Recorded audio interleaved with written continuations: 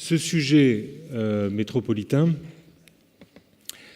ce sujet des routes particulières, des routes singulières, me touche particulièrement parce qu'il fait le lien entre deux domaines que j'étudie quelquefois séparément, quelquefois ensemble, la question métropolitaine et la question culturelle.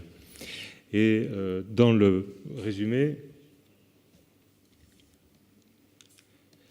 dans la présentation de mon intervention, je parle d'abord de la valeur sociale de la culture après l'illusion métropolitaine. Je vais expliquer ce que j'entends par l'illusion métropolitaine.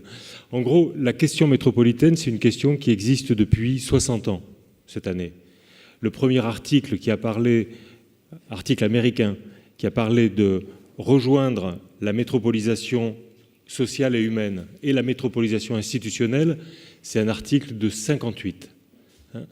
Et depuis 1958, dans le monde occidental, on a un débat qui n'en finit pas entre, d'un côté, les tenants de ce qu'on appelle le public choice, c'est-à-dire chacun se débrouille, il n'y a pas d'institution métropolitaine et celui qui est le meilleur l'emporte à la fin, donc une vision néolibérale de la ville et de la métropole, et de l'autre, une vision réformiste où on essaye de construire des institutions pour que, finalement, on parvienne à atteindre des objectifs d'intérêt général à une échelle qui est une échelle pertinente. On n'est jamais arrivé à ça, on n'est jamais arrivé non plus à gérer les villes comme si on était uniquement sur un marché, ça ne marche pas, le marché à l'échelle des politiques urbaines et métropolitaines. Donc on est toujours aujourd'hui dans des situations un peu intermédiaires. Alors si je prends le cas de la France, mais je pourrais tout aussi bien parler de Barcelone, c'est exactement la même chose. On est passé d'une période de rêve métropolitain dans les années 90, où on a pensé qu'enfin on se donnait les moyens de constituer des institutions à l'échelle des nouveaux territoires de l'habitat et de la vie résidentielle, à une période de désenchantement métropolitain dans les années 2000, et aujourd'hui, dans les années 2010, on est dans une situation où on est en train d'inventer un nouveau modèle dont vous témoignez, qui est un modèle où la métropole est importante, mais elle est trop importante pour être la totalité de l'histoire de l'humanité urbaine. Et que la métropole, elle doit faire territoire, et pour faire territoire, elle doit rentrer dans un système de coopération et non pas dans un système d'annexion, rentrer dans un système de négociation entre biens qui sont de nature différente. Dans les petites villes, à 50 km des agglomérations, on est encore dans un domaine, dans un univers métropolitain, mais on n'est pas dans des logiques de gestion de services uniquement métropolitains. Donc il y a des formes d'échange comme ça entre métropole et territoire extra-métropolitain qui forment, à mon avis, l'avenir de la métropole. Donc, en matière culturelle, même dans les métropoles françaises où il y a eu le plus grand dessein, le plus grand projet métropolitain d'intégration des compétences, eh bien, on voit ressurgir aujourd'hui des projets de communes de la première couronne métropolitaine qui décident, même dans les domaines où il y a eu des transferts de compétences, d'avoir des projets culturels autonomes et de les avoir entre petites communes avec la coordination de la métropole, ça c'est le premier scénario, ou à une échelle plus individuelle, mais avec des réseaux qui dépassent très largement le territoire métropolitain, comme vous l'illustrez avec Routes singulières. Donc moi, je trouve ça extrêmement intéressant, et je trouve que c'est intéressant de se poser la question de la réalité des projets culturels dans son interface avec la question de l'innovation, c'est le thème de la table ronde, et dans une interface avec la question sociale, qui est ma propre préoccupation. Donc, c'est le deuxième point de mon introduction, et après je vais développer mon propos. De mon point de vue, l'économie créative ne peut pas se poser des questions d'innovation sur un strict plan technologique, économique, marchand.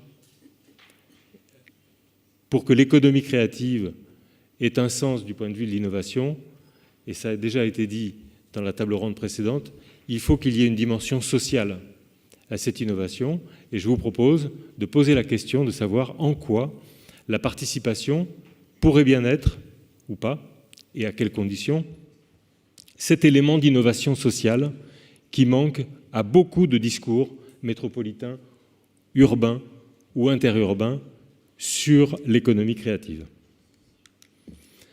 La question de la participation n'est pas une question uniquement contemporaine, liée à ce qu'on appelle souvent aujourd'hui le paradigme de la démocratie culturelle ou le paradigme des droits culturels.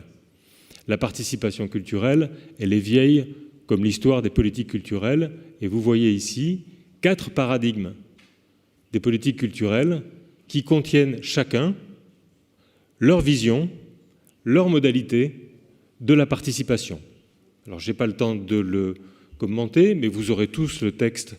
Là, il est en anglais, mais je pense qu'on pourra peut-être le traduire en espagnol et en français. Ce tableau montre qu'il y a des entrecroisements entre paradigmes.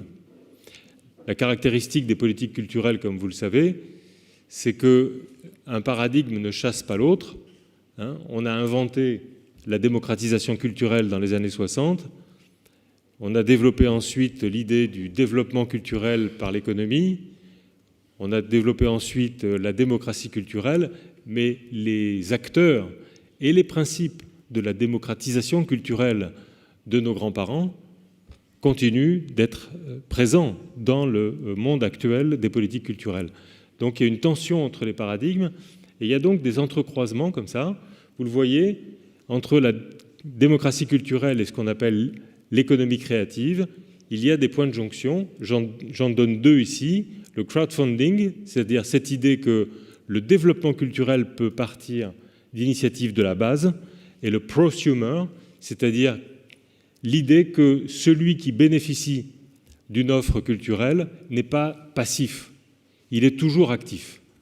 Il est toujours actif soit parce qu'il élabore intellectuellement sa participation, soit parce qu'on lui donne aujourd'hui des clés de participation. Alors, d'où ça vient ? D'où vient l'originalité de l'actualité de la participation culturelle aujourd'hui ?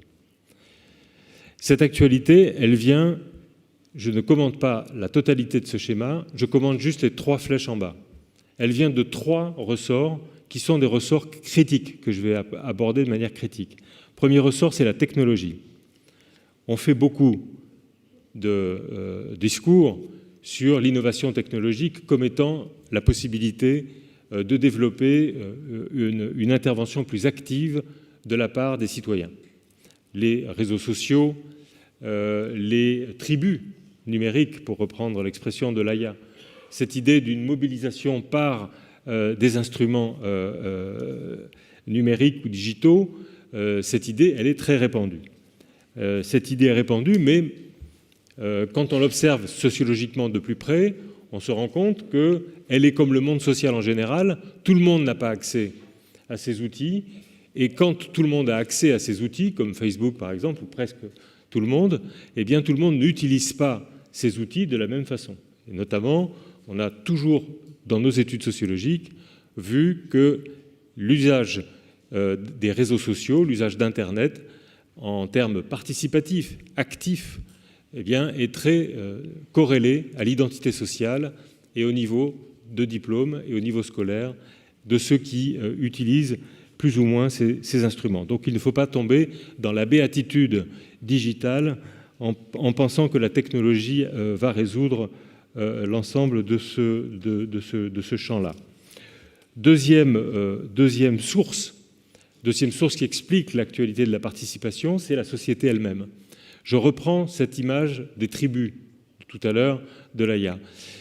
Parce que dans cette image des tribus, il y a une leçon fondamentale de l'actualité de la sociologie de la culture, c'est l'idée qu'on est passé, en effet, de logique de transmission verticale de la culture par les maîtres, par les patrons, par les parents, à une transmission qui est de plus en plus horizontale par les pairs. Mais là non plus, il ne faut pas tomber dans l'illusion que les pairs, c'est la liberté, tandis que les parents, c'était le bagne. Parce que, comme l'a dit Dominique Pasquier, sociologue de la culture, qui travaillent justement sur cet aspect-là, eh bien, dans la transmission par les pairs, il y a des formes de tyrannie, il y a dans la tribu des tyrans possibles. La tribu, ça n'est pas que la mobilisation, c'est aussi quelquefois une autre forme d'enfermement dont il faut se prémunir. Et puis, il y a un troisième axe, c'est la politique. Parce que la technologie, elle agit, parce que la société, elle évolue, mais les deux évoluent dans un contexte. Ces deux éléments, ces deux moteurs interviennent dans des contextes qui sont des contextes permissifs, qui sont des leviers, qui peuvent être des freins ou quasiment des interdits selon les cas. Donc je valorise l'idée que la politique, ça compte pour mettre en musique ces leviers technologiques et ces leviers sociaux de la participation culturelle. Cette politique, elle prend des tours différents, des natures différentes. Je crois qu'il y a une personne ici qui est particulièrement sensible à cette dimension politique des choix que nous devons faire en matière de développement culturel, c'est Danny Buis. Danny Buis qui a été du rêve métropolitain, qui a été de la désillusion métropolitaine et qui est sans doute aujourd'hui l'une des personnes en France qui pense le mieux l'articulation entre la politique au sens de la vie politique, la politique au sens de la politique culturelle et les territoires sur lesquels ces instruments prennent leur place. Alors, dans la politique, dans le contrat, dans le travail qu'on a réalisé sur une dizaine de pays européens, confrontés à la question de la participation bispectative, mais on a remarqué qu'effectivement, tous les pays n'étaient pas placés sur une situation égale par rapport à la participation, parce que leur vision initiale était complètement différente. Quand vous parlez de la participation des citoyens à la décision artistique en Roumanie, eh bien, bon courage. Bon courage parce que vous êtes dans une situation où, et c'est le cas dans beaucoup d'anciens pays d'Europe centrale et orientale, vous avez une vision quasiment théologique de la place du directeur artistique dans son lieu. Le maître après Dieu, et quelquefois Dieu lui-même.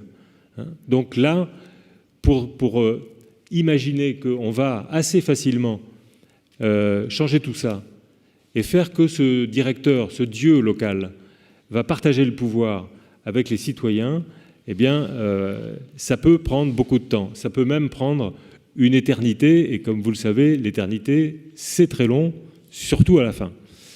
Donc là, il y a un premier élément qui est un élément de culture politique tout simplement, mais qu'il ne faut pas prendre comme un interdit définitif, parce qu'on avait dans ce travail, on avait 3 pays particulièrement engagés en Europe centrale et orientale. On avait la Roumanie, on avait 5, on avait la Croatie, on avait la Slovénie, on avait la République tchèque et on avait la Hongrie.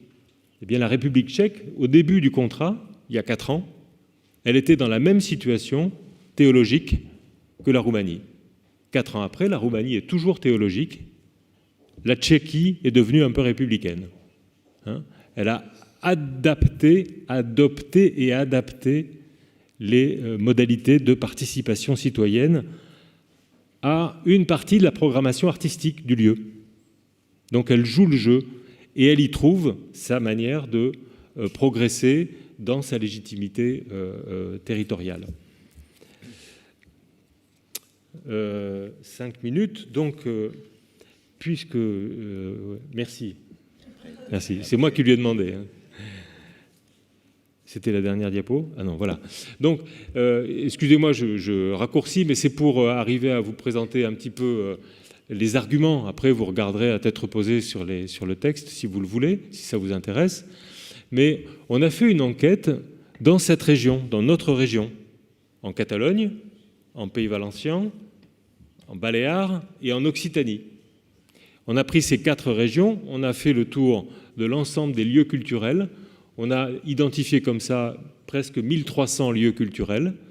On a envoyé un questionnaire et c'est une première étape, il y en aura d'autres. Mais dans cette première étape, on a voulu savoir qui avait une action en matière de participation des gens à la vie du lieu. Et on a identifié comme ça, à partir des réponses, 14 modalités de participation. Et on s'est dit, bah tiens, finalement, quand on écoute les gens nous parler de la participation, ils nous disent deux choses. Ils nous disent d'abord, j'ai beaucoup appris en participant à telle histoire. Ça peut être la cafétéria du festival, ça peut être l'accueil des artistes, ça peut être le choix de programmer telle ou telle partie de la saison. J'ai beaucoup appris. Et la deuxième chose qu'on entend souvent, c'est j'ai transféré du pouvoir. Et on s'est dit, peut-être là, il y a deux choses qui concernent la participation qui ne sont pas tout à fait les mêmes. C'est obtenir des capacités et obtenir un transfert de pouvoir. Et ce n'est pas la même chose parce qu'il y a 4 situations, comme vous le voyez, tout simplement dans le graphique. Il y a des actions de participation qui se traduisent par l'obtention de capacités sans qu'il y ait transfert de pouvoir. Il y a des actions où on obtient très peu de capacités et très peu de pouvoir. Il y a des actions où on obtient beaucoup de capacités et beaucoup de pouvoir. Et il y a des cas qui vous paraîtront peut-être étranges où on obtient beaucoup de pouvoir mais pas de capacité du tout.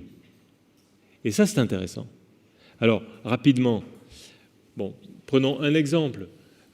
Pour ce qui est de peu de pouvoir et peu de capacité, quand la participation dans un lieu, ça se limite à présenter publiquement la programmation avec la possibilité pour le public de poser des questions sur pourquoi telle compagnie et pas telle autre, on n'est pas dans un super échange de capacité et pas dans un super échange de pouvoir. D'accord ?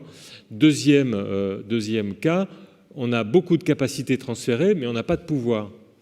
Quand vous avez une institution qui forme les spectateurs, qui forme les bénévoles, qui forme même au-delà des bénévoles, les spectateurs à ce que c'est que décider, ce que c'est que programmer, pourquoi on programme ça et pas ça, pourquoi ça c'est bien et ça c'est pas bien, c'est quoi le risque artistique. Quand on a une école du spectateur dans le lieu, on a une augmentation des capacités des gens, mais on n'a pas transféré le moindre pouvoir, pour autant. Donc, on est dans cette situation-là. Fort pouvoir, forte capacité.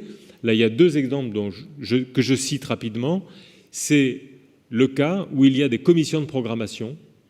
San Sepolcro, en Italie, au sud de la Toscane.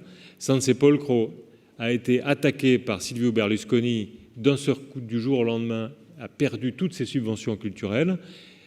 Le festival, Kilowatt Festival, s'est dit, qu'est-ce qu'on fait ? On ferme ou bien on sollicite les gens pour qu'ils nous aident. 2 minutes. Et la réponse, ça a été, on va solliciter les gens, mais on ne va pas leur demander que de l'argent. On va aussi leur proposer de participer à l'aventure et de participer à la décision. Alors pas sur tout, sur une partie seulement de la programmation. Premier cas. Deuxième cas, York, en Angleterre. Le Takeover Festival. Le Takeover Festival appelle à projet chaque année. Des jeunes, jusqu'à 26 ans, peuvent candidater sur tous les postes du festival. Et le meilleur ou la meilleure est retenu pour être directeur de la programmation, chargé des ressources humaines, directeur de la com, chargé du catering, de l'accueil des artistes, etc. Premièrement, une équipe exécutive et à l'anglaise, un board, des membres du board qui constituent d'une certaine manière le petit parlement de cette structure exécutive qui contrôle que la structure exécutive respecte bien l'objectif du festival. Alors vous me direz, comment est-ce qu'on passe d'amateur, moi je veux diriger un festival, à quelqu'un qui effectivement dirige le festival? Chacun des responsables à qui on a affecté une tâche est tutoré par un professionnel du milieu qui lui donne toutes les clés pour travailler et pour développer son projet. Alors, intéressant, vous me direz, intéressant, mais regardons sociologiquement qui ça concerne. Qui ça concerne les visionnaires de San Sepolcro, essentiellement des publics qui sont déjà très engagés dans le festival. Qui ça concerne à York? Essentiellement des jeunes qui se destinent à être professionnels de la culture. Et quand on se destine à être professionnel de la culture, sauf exception, on ne vient pas des bas quartiers de York. Donc attention à une participation qui, certes, desserrerait les taux de la légitimité professionnelle, mais pour tomber dans un entre-soi sociologique. Donc il y a peut-être là une limite. Mes 3 leçons ultimas palabras. Una pregunta. ¿Los resultados del trabajo Pispectatif están en alguna web? Quizá lo vas a decir luego. Sí, están. ¿Son visibles en algún sitio? Sí, lo están. Están en 2 libros, todos en inglés. El primero es Breaking the Fourth Wall, vale. editado por una editorial noruega, y el segundo se llama Bispectative, en inglés, pero en una editorial italiana, Editorial Spettacolo. Pero no es edición digital, es edición física de papel. Sí, se puede cargar. Descargar. Se puede descargar el libro Breaking the Fourth Wall gratuitamente. Era solo para que tuviéramos, ¿no? Sí. Y tendríamos que ir acabando. Es un éxito editorial fenomenal. Últimas reflexiones. Últimas lecciones. Donc 3 leçons pour terminer, mais rapidement. Premièrement, l'innovation participative s'inscrit dans des conditions territoriales politiques singulières. Donc, dans ce domaine-là, il ne s'agit pas d'une nouvelle doxa, mais de phénomènes d'hybridation permanente et d'adaptation territoriale. Deuxièmement, pour que ces hybridations se développent, l'observation qu'on a faite dans ce réseau Bispectative, que les réseaux de la coopération jouent un rôle majeur. C'est la raison pour laquelle je le dis, parce que je pense que dans les routes singulières, c'est la même chose. C'est-à-dire qu'on part de situations qui sont forcément très différentes. Les cultures politiques sont différentes, les objectifs que vous poursuivez sont éventuellement différents, même si vous êtes sur le même projet. Mais dans la marche d'une coopération, l'hybridation, le partage permet des formes d'apprentissage qui sont, à mon avis, tout à fait intéressantes à observer. Et si je peux plaider pour ma paroisse, je le fais rarement, mais ce n'est pas idiot de demander un accompagnement par des chercheurs tout au long du dispositif. Troisièmement, et je trouve qu'il y a là quelque chose qui, moi, personnellement, m'intéresse beaucoup, et je pense que Angers va relever le gant de prolonger la réflexion là-dessus. C'est un phénomène, le phénomène de la participation, qui ne touche ni seulement les métropoles, ni même des espaces forcément très urbanisés. Les aménités métropolitaines, le fait que les métropoles soient des espaces où la valeur se crée plus rapidement, c'est incontestable, mais cette métropole est condamnée à rester une institution égoïste si elle ne se pose pas la question de son articulation avec une série d'espaces, avec des cercles concentriques qui sont de moins en moins métropolitains, mais comme l'a dit le sociologue Henri Lefebvre, par une prophétie qui est aujourd'hui réalisée, nous sommes tous urbains. Merci.